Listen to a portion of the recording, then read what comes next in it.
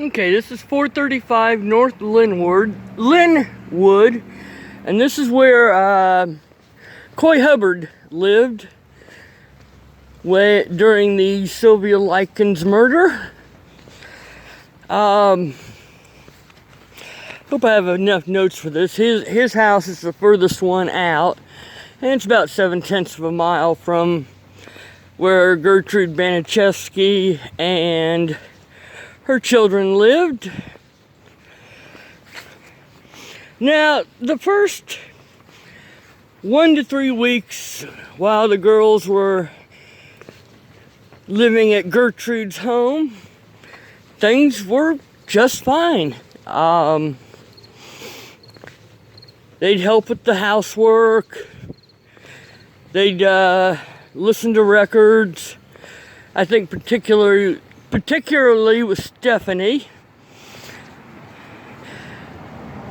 I think I mentioned before, 7 kids.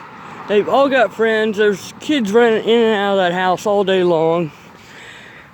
So it was a bit of a madhouse even before 2 additional teenage girls came to stay for 4 months. And depending on which report you read, either 1 week, 2 weeks, or 3 weeks out, the $20 money order from their parents was late. And on the day it didn't arrive, Gertrude went upstairs, told the girls, "I took care of you bitches for nothing," and then either slapped or beat them. And that was the start of the floodgates opening. Now, Jenny would receive beatings, slaps, and whippings during this entire time, but she was never the focus of the abuse. And I did finally read some reports. Okay, Ralph Waldo Emerson School, 58. I believe the younger children may have attended this school. Okay, and there are many reports that state that Paula and Sylvia butted heads, and I believe that was probably a lot of that came from Paula. Here she is, 17, unmarried, and knocked up. And I think she was jealous of Sylvia just like her mother was. Hold on a second. Okay. As we previously mentioned, Gertrude was sickly, drug addicted, and under a lot of stress. And if Gertrude became too exhausted,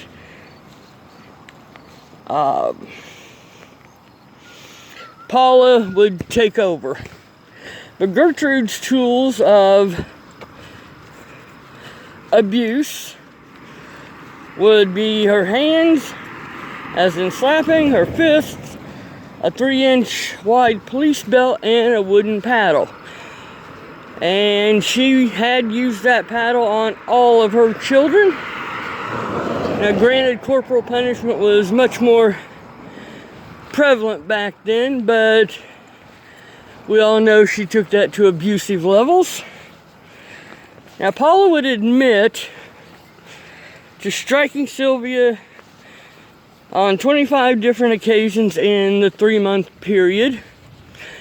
On one of those occasions, she was striking Sylvia on the face and teeth and broke her own wrist, and later used her cast to beat her even harder.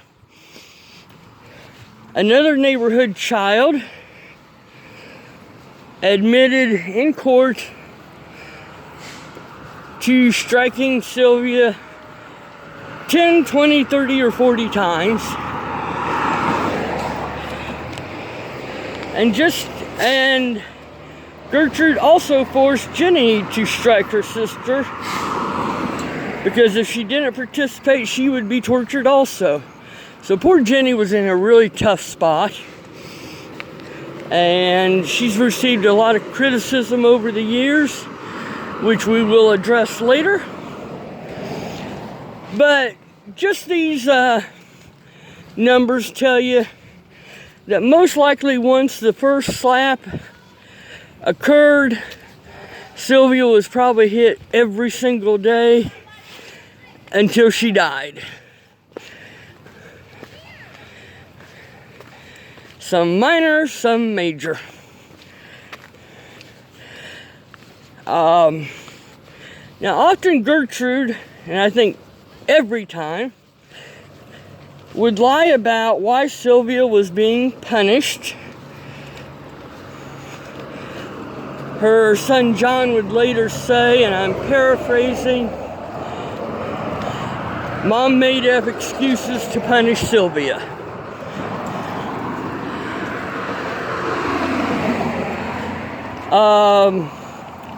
Some of the lies that were spun include that Sylvia had stolen from Gertrude. She claimed, hold on a minute.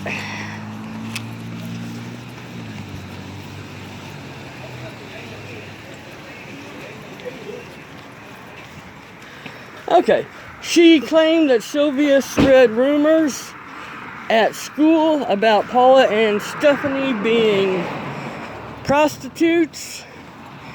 She would later tell a neighborhood girl that Sylvia had been saying her mother was a prostitute and earned $5 a customer. And this was to recruit this girl into abusing Sylvia.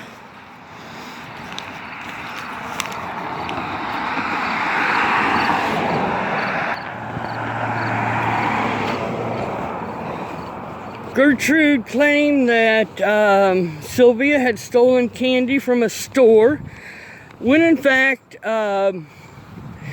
Sylvia had scrounged up some pop bottles and turned them in for the deposit, and then, bought the candy. But yeah, food was a big issue in that house.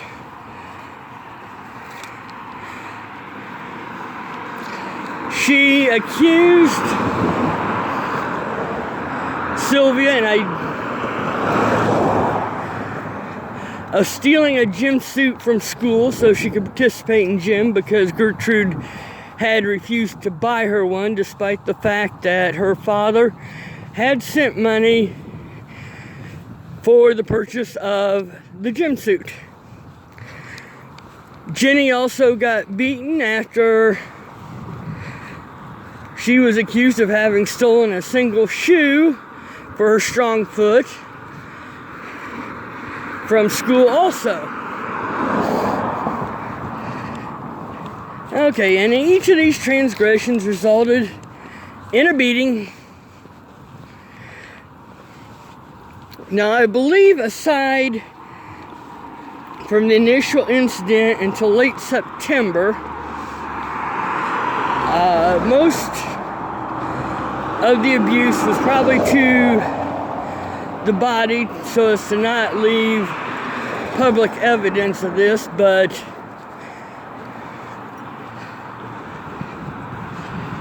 I think that mainly because the girls started back to school in late August, early September, and by I think it was the 3rd or 5th of October, Gertrude had banned Sylvia from going to school, and that's when the abuse kicked in full force. Okay, many reports state Sylvia was tortured because Gertrude was jealous of her appearance. Now, if you remember, and we just mentioned that a minute ago, that Paula was pregnant by a married man, a man who had abandoned her once the bun was in the oven.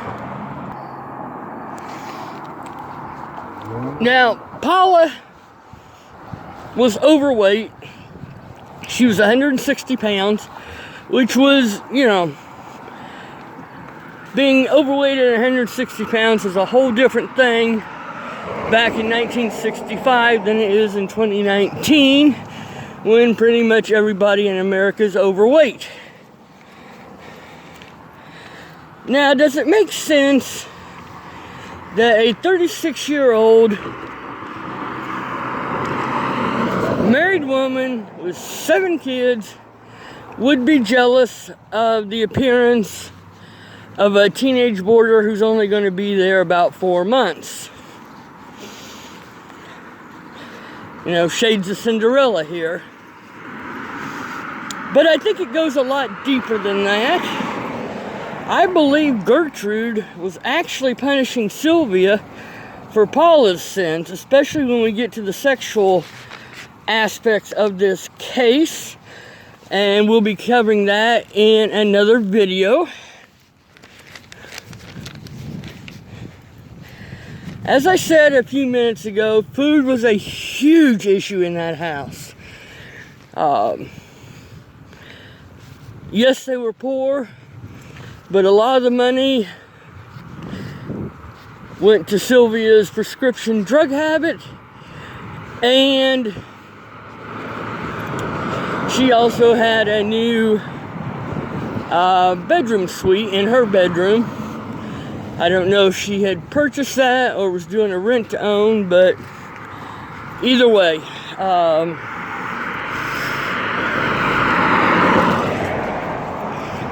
but there were several food incidents that were important in this story.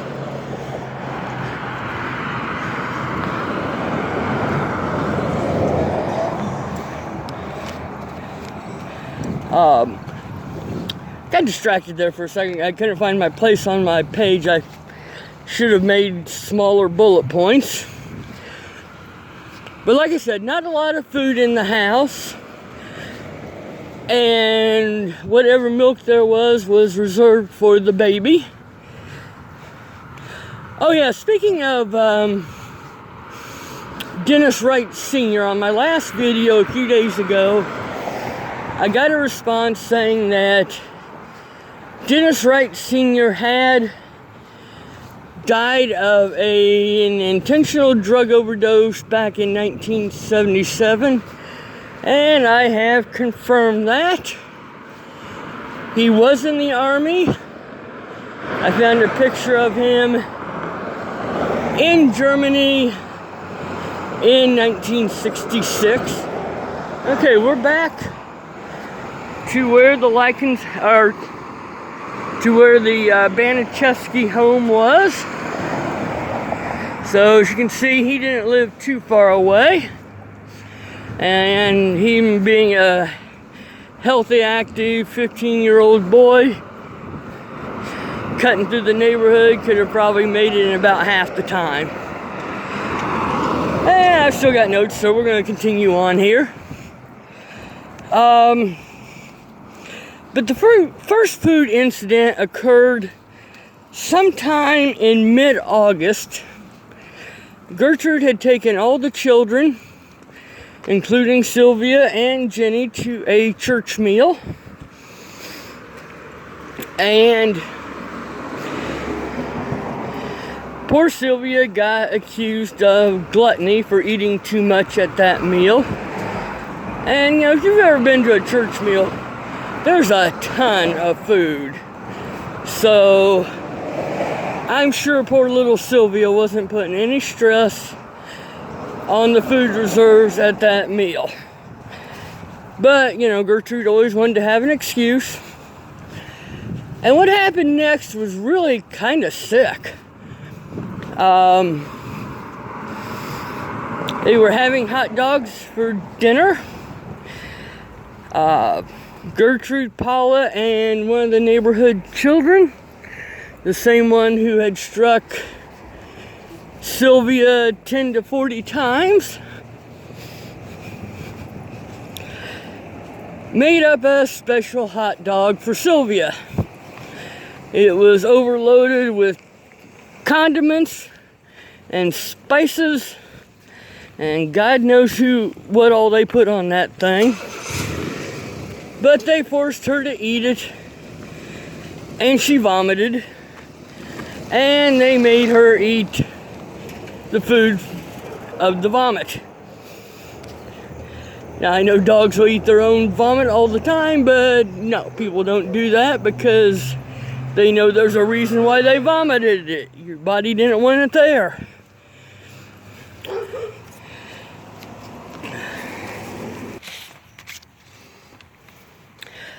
At one point, and I'm not sure the exact date, but at least a month passed between this incident and it being revealed. But Sylvia was at a local park with Maria, one of Gertrude's younger daughters. I think she was 11 at the time. And ran into her married sister. And she told her sister Denise that she was hungry. So her sister got her a sandwich. And a month later, Maria revealed this to her mother. And Sylvia got beaten again for gluttony.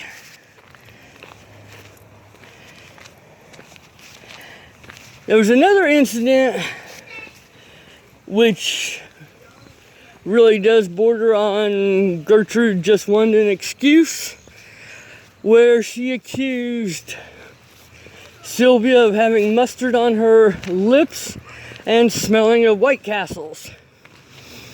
And if you've ever eaten White Castle hamburgers, you know they do have a very distinctive odor and taste. Now, the children would claim they never saw the mustard, but of course, poor Sylvia got beaten once again. Okay, hold on a second here.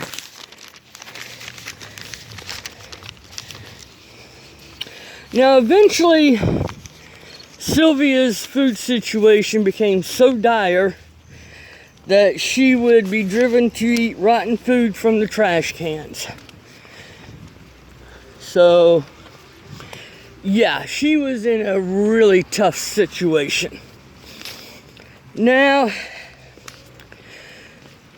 before we finish here today, there was a radio interview done in 1965, shortly after the arrest and this story started coming out, on WIBC, which was replayed in 1985 when Gertrude Baniszewski was being paroled.